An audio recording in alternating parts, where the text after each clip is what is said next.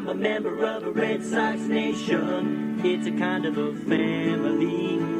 Wherever I roam, a Fenway home, that's where I long to be. I'm a member of a Red Sox nation. It's a kind of insanity. Yeah, I live and die with Red Sox pride for eternity. I fake a smile November until opening day. Suffering baseball withdrawal around the clock. When April comes, hey, meet me down on Yawkey Way. That's when Red Sox Nation starts to rock. I'm a member of a Red Sox nation. It's a kind of a family. Wherever I roam, a Fenway home, that's where I long to be. I'm a member of a Red Sox nation. It's a kind of insanity. Yeah, I live and die with Red Sox pride for eternity. Good evening, everyone, and welcome to episode 43 of the Avid Boston Podcast, presented by AVIDBOSTON.com. For everybody watching right now, staying up late on Periscope, the episode, as always, will be uploaded to SoundCloud probably within 30 minutes of the conclusion of this broadcast, and it can also be found probably by your AM commute tomorrow morning on iTunes, and as always, the podcast section of AvidBoston.com. I will be flying solo here in the first segment to cover the Red Sox Rangers series, as well as some other developments that have taken place in the last few days.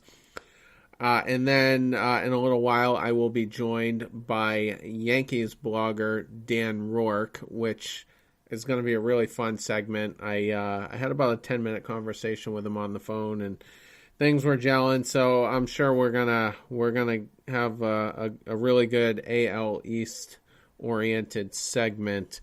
So you can expect that for the better part of the next hour or so. And the Red Sox wrapped up a 4-game set with the Texas Rangers today. Chris Sale got the start, pitched very well. Red Sox won 6-1. And as I was saying, took 3 out of 4. If you told us going into the series that the Red Sox would win 3 out of 4, I'd be really thrilled with that, because we didn't have a very good homestand against the Royals and the Rays. We split that homestand 500, and you'd expect to do a little bit better, especially where the Yankees have won something like 15 out of the last 16 or something ridiculous. I meant to look that up before I came on, but they're playing very well, so I'm pretty pleased with how the Red Sox performed, other than, of course, Game 1 with David Price on the mound. One of the worst starts of his career anyway. Just got absolutely shelled.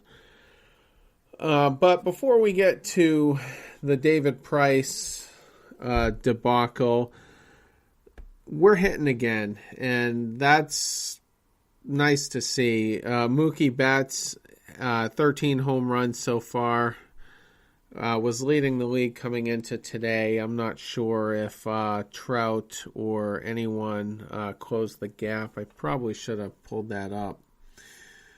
But he's hitting at a 355 clip with a staggering 434 on-base percentage, which is phenomenal. I mean, that's probably going to come down a little bit, but Mookie's playing very well. He was hit by a ball today. I confess I didn't watch today's game. I was out and about for most of the day, but apparently he took a ball off the back of the shoulder. It's listed as a contusion, and Alex Cora expects that he will be in the lineup on Tuesday against the Yankees. So kind of convenient that, we won today and tomorrow's an off day. So that should hopefully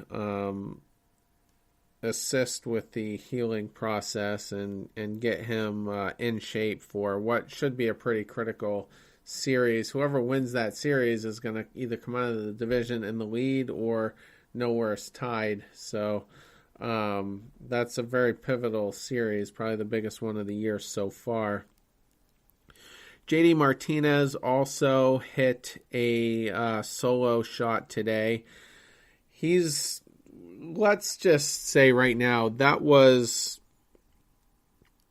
a critical signing. That he has been every bit as advertised. And also, people need to take into account that his spring training was somewhat abbreviated because he didn't have a contract, as of February 1st anyway, and just kind of got thrown into Red Sox camp, probably a little behind the eight ball, because so many guys, I know spring training starts, the second week of February, but year after year, so many of these guys are showing up, in mid to late January to start their workouts and get into shape. So Martinez was definitely behind the eight ball, and to come out with 8 home runs so far, 27 RBIs, and he's basically keeping up with Mookie as far as average goes. He's hitting 349 with a 396 OBP. He's got a lot of strikeouts too,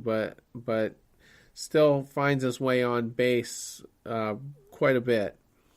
So nice to see. I'm glad we signed him. I was basically a proponent of it all winter long. I would much rather give him, the 5-year deal at 110 or whatever versus $400 million for Bryce Harper. And I don't think that that's really what Harper's going to get, but that's what the hype is on him, that he'll be the first player to get $400 million. So that remains to be seen, but I would take JD Martinez over Bryce Harper any day of the week and twice on Sunday. So I'm really thrilled with what we're seeing out of him. He seems to like playing in Boston. He's gelling with his teammates. There's literally not one complaint you can have about Martinez, and above all as well, he's playing very well in the outfield.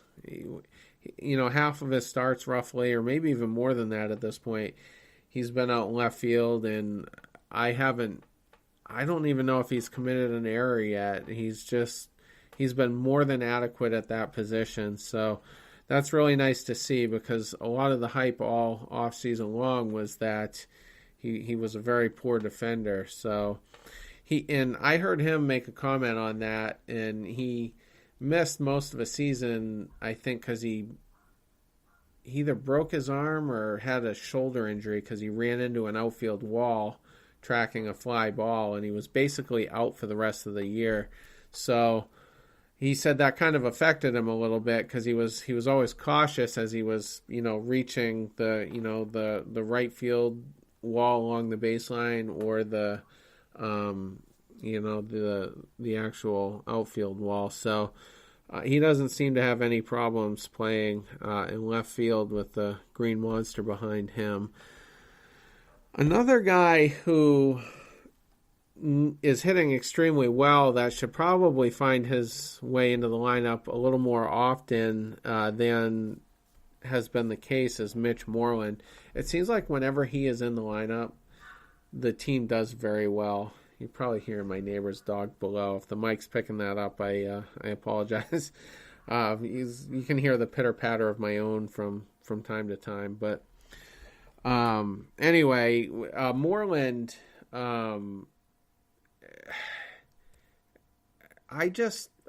find that I value Jackie Bradley less and less as we go. I mean, Bradley's hitting 178. He's got a 264 on base percentage, which, by the way, his 264 on base percentage is almost 100 points lower than Mookie Betts' batting average, if that puts anything into perspective. So that could I'm just really pessimistic on Bradley at this point, and he's got a 271 slugging percentage. He's not even hitting at the major league level, so if putting Moreland in the lineup relegates Martinez out to left field and then Bradley on the bench, I'm perfectly fine with that.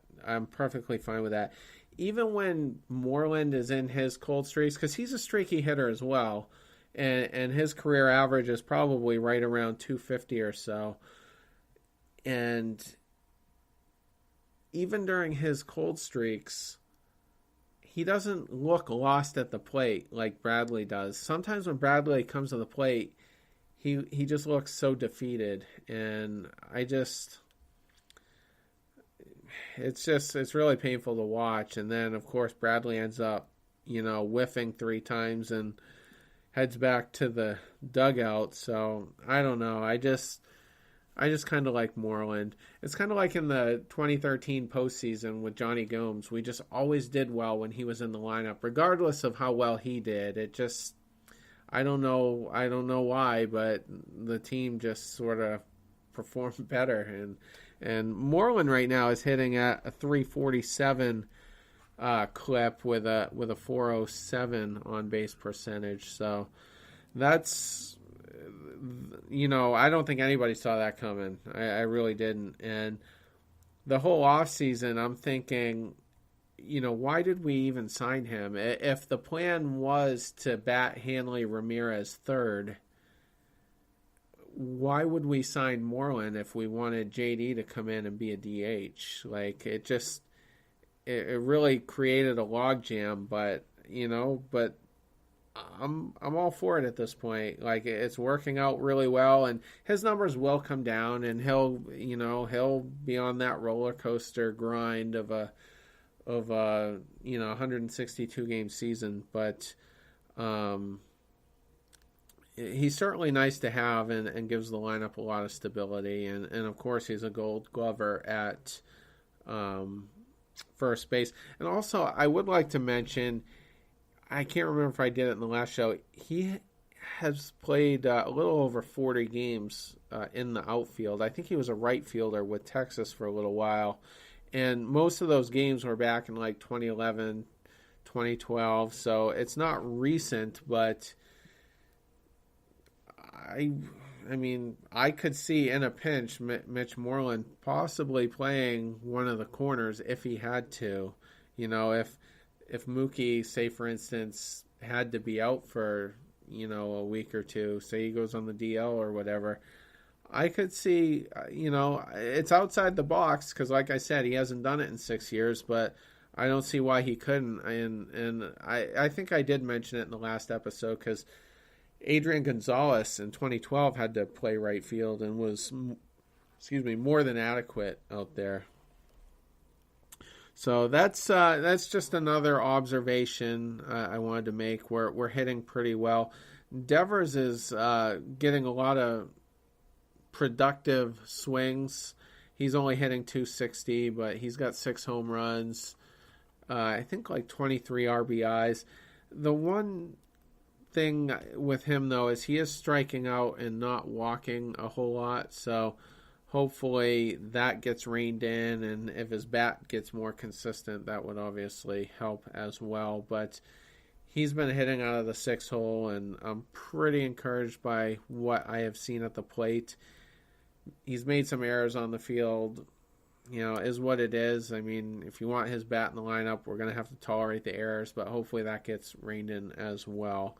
I thought there was a reasonable chance by now that he could possibly be in a bad enough slump to where he would have to be optioned. We don't really have the depth to do that, but if he was absolutely lost at the plate, like so many prospects end up being in their sophomore year, it's not uncommon at all for someone like him to have to go down and kind of regroup. We saw it last year with Kyle Schwarber, so with the Cubs, and that was only months after he was a beast, throughout their postseason, including the World Series. So with the Cubs, I mean. So I'm pretty happy with what we're seeing out of Devers.